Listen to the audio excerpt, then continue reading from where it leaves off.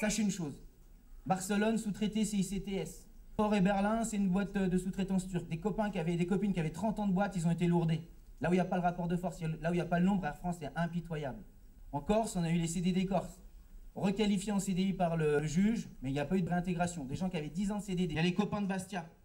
On a viré les CFA pour reprendre d'autres CFA. Si ça, c'est pas de l'exploitation, je ne sais pas ce que c'est. Mais également les mécanos. Pour la première fois dans l'entreprise, on vire les apprentis mécanos. Ce qu'ils veulent aujourd'hui, c'est une carrière type low cost, c'est-à-dire du turnover. On envoie des usines d'entretien au Maroc, bientôt en Chine. Qu'on ne nous dise pas que l'entreprise, on n'a pas envie de la démontrer, c'est pas possible. À longueur d'année, on nous matraque en réunion tout le temps sur la sécurité des vols. Qui fait notre travail aujourd'hui? Eh oui, des cadres dont certains n'ont pas vu un avion depuis 15 ans. C'est eux qui travaillent aujourd'hui. Et après, on vient nous parler de sécurité. Est-il normal que nous, les salariés, on soit les derniers remparts pour parler de sécurité? On dirait que tout le monde s'en fout. L'État s'en fout. La direction s'en fout. C'est les grévistes qui doivent aujourd'hui parler de ces items. C'est pas normal. Le projet Transform ne va pas permettre à l'entreprise de se remettre d'aplomb. Les banques nous obligent de vendre nos avions aux banques, à eux-mêmes. C'est-à-dire, on ne vous prête pas d'argent, mais par contre, vous nous vendez vos 3,80 et nous, on vous les reloue à des taux hallucinants. Ça s'appelle le leaseback. Les banques, elles ne nous prêtent plus d'argent pour refinancer la dette. On a des taux à 7%. Donc les banques, elles ont un double intérêt. Si on ne se redresse pas, si on ne licencie pas comme ils veulent qu'on fasse, parce que quand on licencie, ça fait augmenter l'action, ils ont des dividendes, eux, ils récupèrent de l'argent sur la dette. Donc ils ont un double intérêt. Aujourd'hui, on est victime des banques, on est victime de la spéculation sur les produits pétroliers, les banques, ça fait augmenter de 20% le prix du kérosène. Sachez qu'un tiers de notre chiffre d'affaires sur les 24 milliards, chiffre d'affaires qui augmente chaque année, taux de remplissage qui augmente chaque année, on paye le tiers de notre chiffre d'affaires en kérosène. L'État doit venir et s'asseoir autour de la table, faire comme ce qu'ils ont fait pour PSA et Renault, prêter 7 milliards. C'est exactement le même mécanisme que pour un foyer qui est endetté. Quand à un moment donné, il a fait des prêts à la con, revolving et tout, parce qu'il a été mal conseillé, tu refais un prêt à un taux intéressant et tu refinances ta dette. C'est aussi simple que ça. Sachez une chose, Air France va bien, les avions sont neufs, la population est jeune, la pyramide des âges est jeune, ça veut dire que les salaires ne sont pas hallucinants. Nos salaires n'ont pas augmenté plus que l'inflation toutes ces dernières années.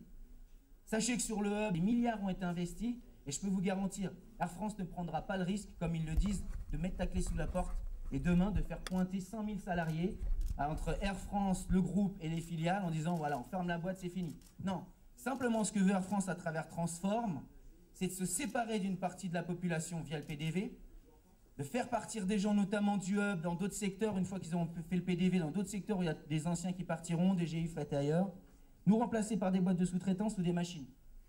Quand il y aura le PDV, c'est bien beau. Qu'est-ce qu'on fait de ceux qui restent et de la productivité qui va augmenter? On est en sous-effectif dans tous les secteurs. Les gens vont être épuisés. Mais ils ont prévu un truc pour les gens épuisés, c'est qu'ils vont modifier la rémunération en maladie. On ne sera plus sur le salaire brut, mais sur le salaire net, les 3 derniers mois du net, 30% en moins. Donc vous viendrez bosser comme des chiens.